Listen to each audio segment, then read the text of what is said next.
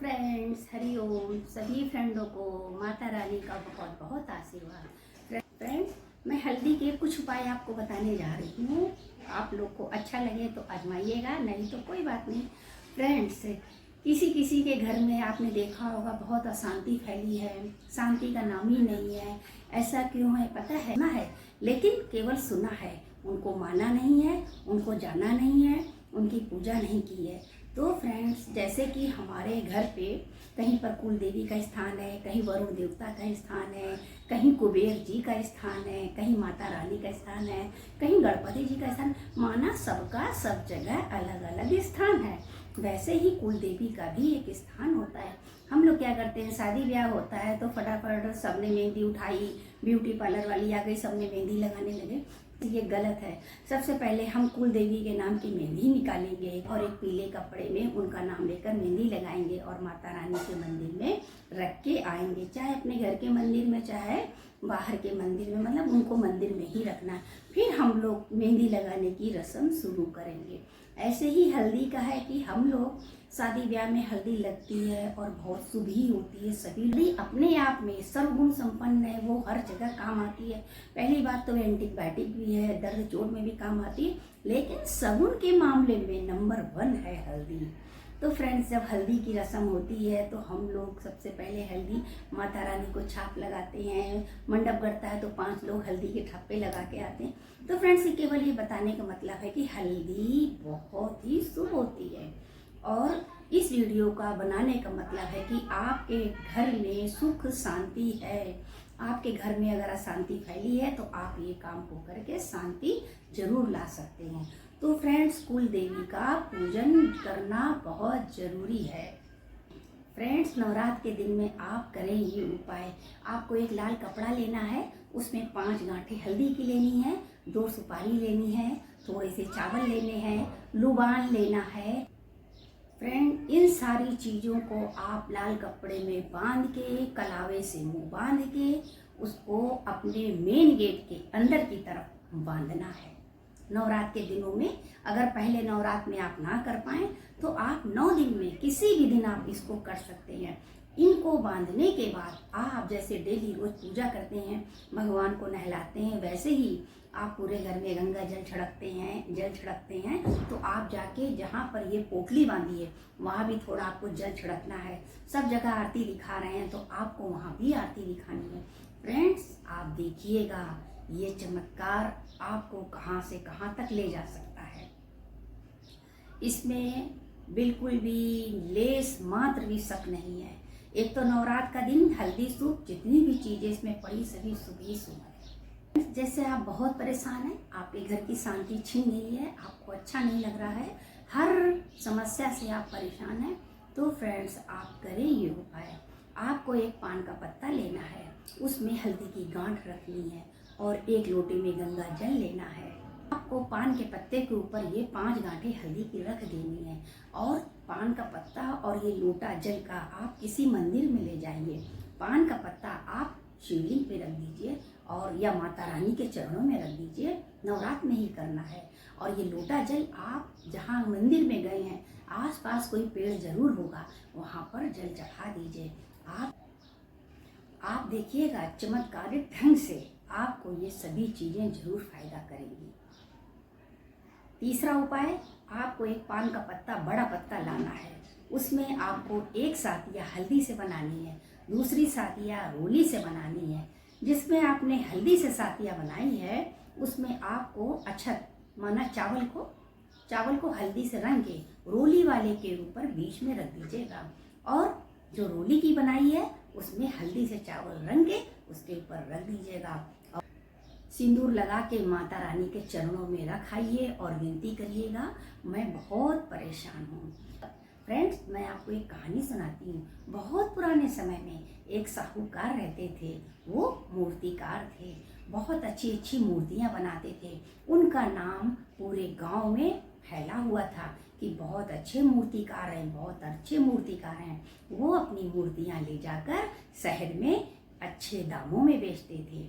उनकी मूर्तियों की वाहवाही, खूबसूरती की चर्चा गांव से शहर तक में फैली हुई थी। एक दिन वो मूर्तियां बेच रहे थे, एक आदमी आया, उसने कहा मुझे ये मूर्ति पसंद है, दे दो इतने पैसे में। उन्होंने कहा ले लो भाई। वो 5-10 रुपए के लिए मुंह नहीं ताकता था, दे देता था, दिल का बहुत अच्छा था, देता था। और जैसे ही उसने मूर्ति ली तुरंत वो वहां से 9-2-11 हो गया, माना वो भूल गया और चला गया। मूर्तिकार जल्दी जल्दी दौड़ते दौड़ते उसको आवाज लगाने लगा, लेकिन उसके कानों तक उसकी आवाज नहीं गई और इसको घर जाने में देर हो गई। इनकी पत्नी बहुत परेशान हुई। इनकी पत्नी बहुत सुशील, बहुत होशियार, बहुत ज़्यादा बुद्धिमान थी, अपने पति के कामों में हाथ भी बटाती थी। अब वो जब अपने पति के कामों में हाथ भी बटाती थी। जब वो दौड़ लगा रहा था, उस आदमी को बुला रहा था, बुलाते समय उसका एक्सीडेंट हो गया। एक्सीडेंट में उसका एक हाथ काट दिया गया। अब एक हाथ से तो मूर्तियां नहीं बनती हैं।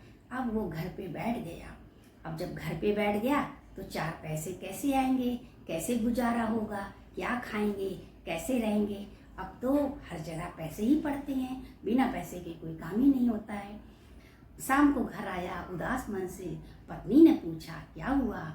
उसने कहा सुबह से शाम हो गई, मूर्ति नहीं बन पाई।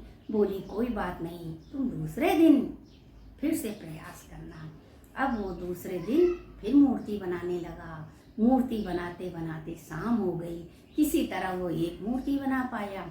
मूर्ति कंप्लीट ही हुई थी, तब तक वहाँ पर एक छोटी सी कन्या आई और बोलने लगी भैया भैया ये मूर्ति मुझे दे दो, इस बार मुझे माता रानी की स्थापना करनी है, मेरे पास पैसे नहीं है। उसने बोला अगर मैं तुमको मूर्ति दे दूंगा तो मैं अपनी पत्नी को पैसे ले जाकर कहाँ से दूंगा, वो भी व्रत रखने वाली है। फिर उसने कहा अरे भैया मूर्ति दे दो, इसके बदले में मैं माता रानी से प्रार्थना करूंगी कि आपकी बहुत सारी मूर्तियां जल्दी से जल्दी बन जाए। उसने सोचा कि हम इस बेटी को दे देते हैं, वैसे भी कन्या का रूप है, मैं दूसरी कल बना लूंगा। ये कहकर उसने मूर्ति कन्या को दी। जैसे ही मूर्ति कन्या को दी, कन्या की जगह माता रानी खुद खड़ी हो गई। बोलो माता रानी की जय हो। माता रानी खड़ी हो गई। उन्होंने कहा मैं तुम्हारी इस भक्ति से बहुत प्रसन्न हूँ, मैं तुमको आशीर्वाद देती हूँ कि तुम जिस मिट्टी को छुओगे, जैसी चाहोगे वो मूर्ति वैसे ही बन जाएगी। ये जादुई मिट्टी तुम अपने पास रखो। ये कहकर उन्होंने मिट्टी उसको दे दी। और मिट्टी लेकर और जब तुम्हारा समय बदल जाए तुम घमंड मत करना कि दुआएं लेना, तुमसे कोई कभी गलती ना हो। उसने बोला नहीं होगी। यह कहकर माता रानी वहाँ से चली गई। माता रानी के जाने के बाद उसने मिट्टी से बहुत अच्छी अच्छी मूर्तियाँ बनाई, बेची। उसका घर भी खूब अच्छा सा बन गया। बीवी भी अब खुश रहने लगी और बाहर भी मूर्तियाँ बेचने लगा, रही तरक्की होने लगी। ऐसे ही धीरे धीरे बहुत दिन बीत गए। उसने सोचा चलो आज मैं मूर्तियाँ बेच कर आता हूँ। जब वो शहर पर मूर्ति बेचने गया, वहाँ पर एक आदमी आया। उसने कहा कि मैंने तुम्हारे बारे में बहुत सुना है, तुम बहुत अच्छे मूर्तिकार हो, तुम बहुत अच्छी मूर्तियाँ बनाते हो। उसने बोला तुमने सही सुना है। बोला वो जादुई मिट्टी तुम मुझको दे दो।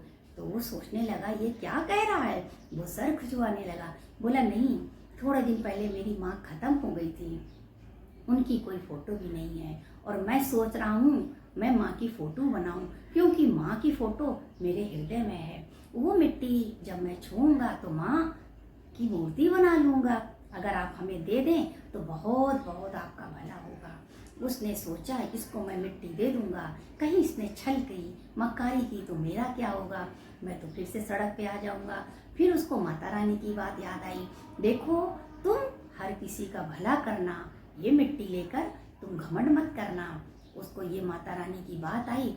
उसने कहा नहीं, मैं माता रानी की बात जरूर पूरी करूँगा। बोला ठीक है, मैं तुम्हें मिट्टी दे देता हूँ। ये बात सुनते वो व्यक्ति बहुत खुश हुआ।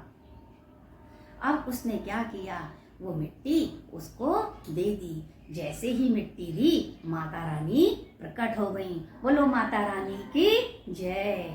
माता रानी प्रकट हो गई। उन्होंने कहा बेटा मैं तुम्हारी परीक्षा लेने आई थी, तो तुम मेरी परीक्षा में बहुत पास हो गए, तुम मेरी परीक्षा में पास हो गए। मैं तुमको आशीर्वाद देती हूँ कि तुम दूधो नहाओ पूतो फलो, तुम्हारे को बड़े बड़े बच्चे हो जाएं, तो बड़े बड़े बच्चे हो जाएं। और ये कहकर माता रानी वहाँ से चली गई और वो घर आया, उसके बच्चे हुए, वो खुशी खुशी रहने लगा और माता रानी की भक्ति करता रहा। उसके बच्चे भी हो गए, बड़े भी हो गए, लेकिन वो माता रानी को कभी नहीं भूला। 9 रात का पूजन वो करता रहा, माता रानी को 5 थापे हल्दी के लगाता रहा। तो जैसे सबके घर में माता रानी के हल्दी के थापे लगे हैं, वैसे हमारे घर में भी हल्दी के थापे लगे हैं। मेरे घर में भी खुशियाँ आएँ, आपके भी घर में खुशियाँ आएँ, क्योंकि जब खुशियाँ आती हैं तब चेहरे ही बदल जाते हैं कि नहीं। तो इस तरह से हमें सच्चाई और ईमानदारी से चलना चाहिए।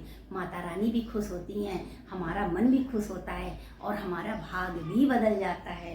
तो यहाँ लेकर दिन सुहाना आया है, खुशियाँ लेकर दिन सुहाना आया है, भक्तों का भगवान धरा पर आया है, भक्तों का भगवान धरा पर आया है। आज इस धरती पर खुशियों के नजारे हैं, मेरी माता ने दिखाए दर्शन प्यारे हैं, दर्शन पाके चांद भी शर्माया है, दर्शन पाके चांद भी शर्माया है। मैं मोटिवेशनल स्टार सभी फ्रेंड को हरिओम करती हूँ। नेक्स्ट ब्लॉग वीडियो में मिलती हूँ। अगर आपको इस ब्लॉग में कुछ भी अच्छा लगा हो तो कमेंट ज़रूर करिएगा। हरिओम।